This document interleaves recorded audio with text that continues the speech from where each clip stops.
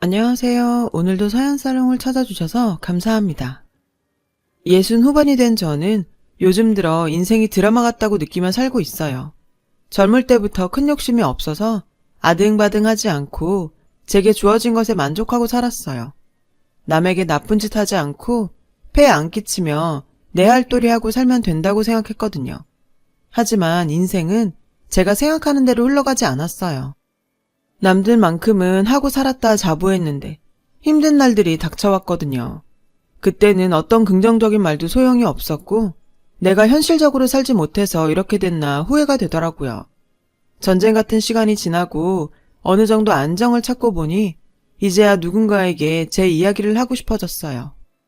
저는 황혼의 좋은 남자를 만나 재혼을 했고 현재 서울 근교에서 살고 있어요. 지금이야 건물도 가지고 있고 부족한 거 없이 잘 살고 있지만 이렇게 되기까지 저에게는 한스러운 세월들이 있었어요. 제가 잘해서 풍요롭게 사는 건 아니라서 남은 생을 감사하며 살려고 해요. 저는 돈 버느라 홍기를 놓치고 연애도 못 해본 채 나이가 들어서야 저 좋다는 호라비를 만나 결혼을 했어요. 남편은 전부인과 사별을 한 뒤에 남매를 키우고 있었죠. 우리는 제가 다니던 공장에서 만났어요. 당시 남편이 제가 일하던 공장에 자재를 납품하고 있었거든요. 사무실에서 저와 몇 번 마주친 뒤로 제게 마음을 뺏겼다며 고백을 하더라고요. 남편은 아내 없이 혼자 2아이를 키우고 있었어요. 6살, 4살이던 아이들은 걱정과 달리 저를 잘 따랐죠. 내심 저를 싫어하면 어쩌나 걱정했는데 살갑게 저를 엄마라고 불러주더군요. 정말 마음이 짠하고 고마웠어요. 엄마를 떠나보내고 3년쯤 지났던 터라 엄마 품이 그리워 그랬던 것 같았죠. 아이들은 속 썩이는 일 없이 남매가 사이좋게 잘 지내며 커주었어요. 딸아이는 첫째답게 의젓하고 제 앞가림 잘하고 동생도 잘 챙기는 믿음직한 아이였어요. 아들 녀석은 장난기는 많았지만 그래도 천진난만하고 아주 귀여운 아이였죠. 그런 아이들이 저와 멀어지기 시작한 건 딸이 고등학교에 들어가고 사춘기가 오면서부터였어요. 어느 날인가 학교에서 돌아온 딸아이는 간식도 먹지 않고 굳은 얼굴로 제게 그러더군요. 엄마, 솔직히 말해. 우리 아빠 돈 보고 결혼한 거 맞지? 그런 거면서 여태까지 우리 사랑하는 척 연기한 거지? 그게 무슨 소리야. 나를 긴 시간 동안 봐놓고도 어떻게 그런 소리를 할 수 있니? 어디서 무슨 소리를 들었는지 모르겠지만 아빠랑 엄마는 사랑해서 결혼했고 함께 사는 내내 단 한순간도 너희를 내 자식이 아니라고 생각한 적이 없어. 그건 앞으로도 마찬가지고. 저는 억장이 무너지는 것 같았어요. 거짓말하지 마. 학교에서 이종사촌한테 다 들었어. 엄마가 아빠 재산 때문에 결혼한 거라고 이모가 그랬다더라. 그래서 옷이랑 가방도 이렇게 싸구려로 사주고 용돈도 쥐똥만큼 주는 거라고. 그런데도 우릴 속인 게 아니야? 거짓말 좀 제발 그만해. 딸은 악을 쓰며 소리를 질렀어요. 너는 그동안 연락 한 번 없던 이모 말은 믿으면서 같이 산 엄마 말은 못 믿니? 나 그동안 너희 남매 기죽을까봐 옷이며 가방이며 브랜드로 사 입히고 남들 못지않게 키우려고 애쓰며 살았어. 이제 와서 생색내겠다는 거 아니야. 적어도 내 진심을 알아달라는 거야. 그러자 딸아이는 오히려 화를 내더군요. 그렇게 걱정되면 용돈이라도 올려줘. 내가 애들한테 기죽는 게 걱정된다면 학교 다니면서 쪽팔리지 않게 돈이라도 더 달라고. 당시는 남편 회사 사정이 어려워져서 고전을 하던 중이었어요. 형편이 넉넉치 않아 제가 도움이라도 나서야 하는 게 아닐까 생각했던 차였죠. 딸아이는 그런 사정을 몰랐어요. 지금 우리 집 사정이 그리 좋지가 않아. 정 돈이 필요하면 아르바이트라도 해. 내가 직접 돈을 벌어봐야 아빠가 얼마나 힘들게 내 뒷바라지를 하는지 알 거야. 돈 버는 거 생각만큼 쉬운 일이 아니야. 내가 이럴 줄 알았어. 그동안 우리한테 잘해주는 척하면서 엄마만 편히 살고. 딸아이는 방문을 쾅 닫아버렸어요. 변해버린 딸아이를 보니 그동안 내가 아이들을 잘못 키운 것 같아 걱정됐어요. 얼마 뒤 담임선생님이 전화를 했더군요. 어머님, 요새 서영이가 수업도 자주 빠지고 학교에서 친구들도 때려서요. 원래 얌전했던 애라 타일러도 보고 주의도 줘봤지만 소용이 없었어요. 어제는 같은 반 친구 돈도 뺏었고요. 자꾸 이러면 졸업도 못하고 대학도 못 간다고 혼을 냈는데도 아랑곳 않고 오늘도 점심시간에 마음대로 학교를 나갔어요. 저는 선생님께 모든 게 다 제가 부족한 탓이라고 고개를 숙였어요. 돈을 뺏긴 아이한테도 돈도 돌려주고 대신 미안하다고 사과도 했고요. 이후로 이런 일이 반복되다 보니 아들은 아들대로 제가 누나만 챙긴다고 섭섭해하더라고요. 결국 딸아이는 학교에서 정학처분을 받았어요. 그런데 얘가 차라리 잘 됐다며 학교를 그만두고 돈을 벌겠다더군요. 엄마, 너 이러는 거 이해가 안 돼. 고등학생이 돈을 벌겠다니. 그래도 졸업은 해야 할 거 아니야. 세상이 그렇게 만만한 줄 알아? 저는 남편과 함께 딸에게 사정을 했어요. 그 마음을 알았는지 딸애는 고등학교는 졸업하기로 했어요. 물론 성적이 형편없어서 갈 수 있는 대학은 없었지만요. 졸업 후 딸은 이제 자기 하고 싶은 거 할 테니 더는 말리지 말라고 하더군요. 그때부터 딸애는 친구와 방을 얻어 자취를 시작했어요. 그런데 딸이 떠나고 나니 이제는 아들이 말썽이었어요. 누나가 하는 걸 보고 그대로 배운 아들은 자신도 삐뚤어지게 행동하면 신경을 써줄 거라고 생각했는지 학교를 빼먹고 나쁜 친구들과 어울리기 시작했어요. 파출소에서 연락이 올 때마다 저는 아들을 데리러 가는 상황이 이어졌죠. 남편은 아들만큼은 대학에 보내고 싶어 했어요. 그래서 아예 아들을 집에 가둬놓고 없는 돈에 비싼 과외까지 시켰지만 그런 노력에도 불구하고 아들은 대입에 실패하고 말았어요. 비록 제 배 아파 낳은 자식들은 아니지만 마음을 다해 키워온 애들이 둘 다 대학에 못 들어가자 내심 속상했어요. 마치 제 정성이 부족해서 그런 것 같아 미안한 마음도 들었고요. 저나 남편이나 그래도 남들만큼은 다 해줬다고 자부했는데 아이들이 둘 다 이렇게 되고 보니 한숨만 나오더라고요. 결국 아들도 자립을 하겠다며 밖으로 돌기 시작했죠. 어쩌다 애들이 집에 와서 마주치기라도 하면 둘은 서로를 잡아먹지 못해서 나를 세우고 싸움박질을 하기 일쑤였어요. 야, 너는 돈도 번다면서 맨날 집에 올 때마다 돈 타갈궁리만 하냐? 경제적으로 독립을 해야 진짜 독립이지. 그러는 누나는 얼마나 잘하고 산다고 그래?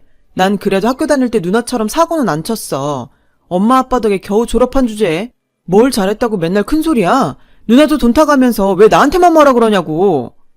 이런 아이들을 보며 남편과 저는 늘 속을 끓이며 살았어요. 애들은 눈에 안 보여도 걱정, 보여도 걱정이었어요.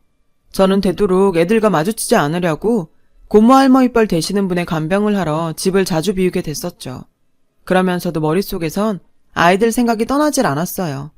애들이 잘못된 게 다 제 잘못 같았거든요. 천사 같은 아이들이 엇나가고 인생을 허비하는 게 가슴이 아프더라고요.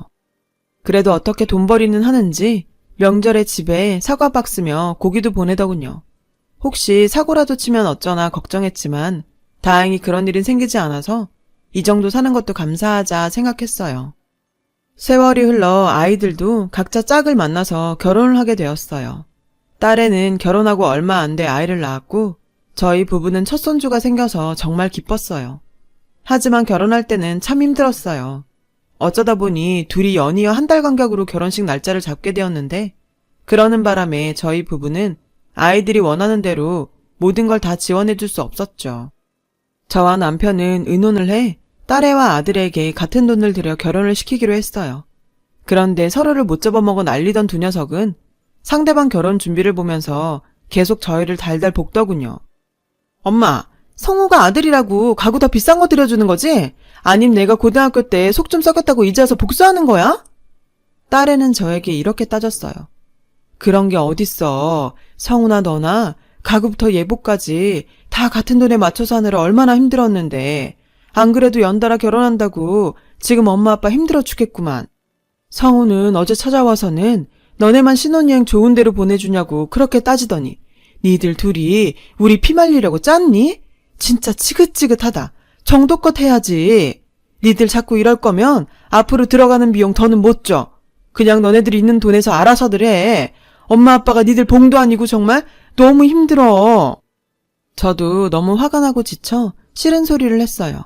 그러자 두 녀석은 더 이상 큰 소리 내는 일 없이 조용히 결혼식을 마치더니 자기들 가정을 꾸리고 살기 시작했죠. 하지만 얼마 안 가 또 시끄러워졌어요. 아무리 못되게 굴어도 자식이라고 애들은 명절이면 가족을 데리고 집에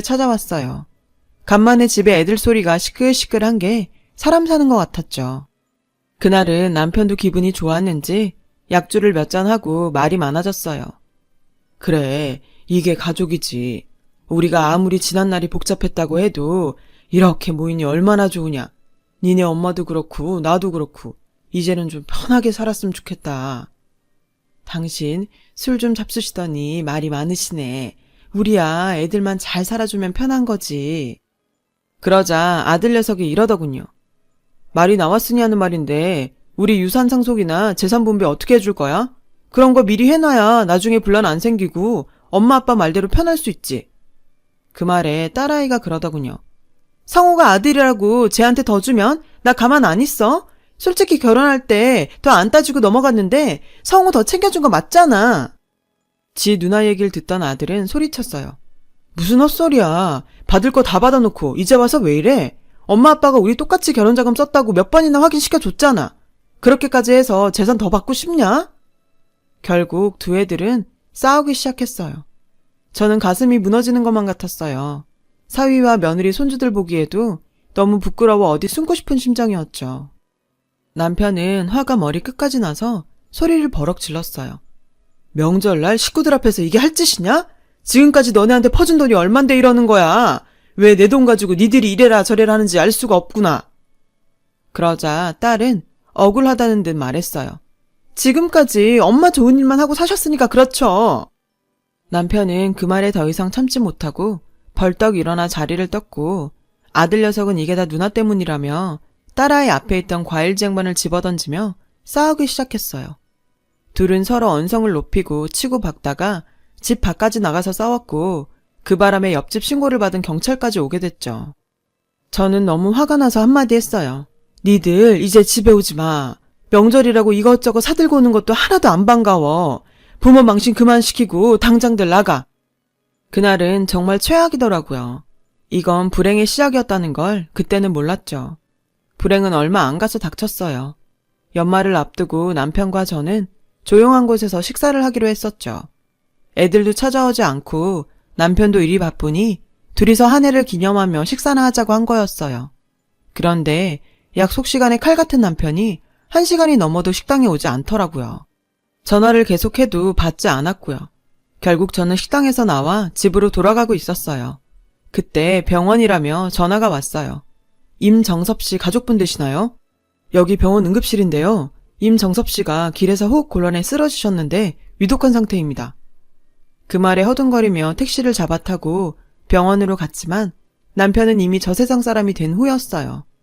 남편은 저를 만나러 회사에서 나오다가 길에서 가슴을 움켜쥐며 쓰러진 거예요. 식당과 회사가 가까워서 걸어오던 중 생긴 일이었던 거죠. 어쩌자고 이런 일이 생겼는지 남편이 마지막까지 일만 하다 간 것 같아서 저는 모든 게 허탈하기만 했어요. 장례식장에 넋을 놓고 앉아있는데 애들이 저를 부르더군요. 딸아이는 서류들을 제 앞에 내놓고는 엄마, 그동안 아빠 만나서 편하게 잘 살았잖아. 그러니까 이제 그만 아빠 재산에 욕심내지 말고 우리한테 넘겨줘. 안 그럼 우리도 가만 안 있어. 딸이나 아들이나 눈에 도끼가 가득해서 저를 잡아먹을 것만 같더군요.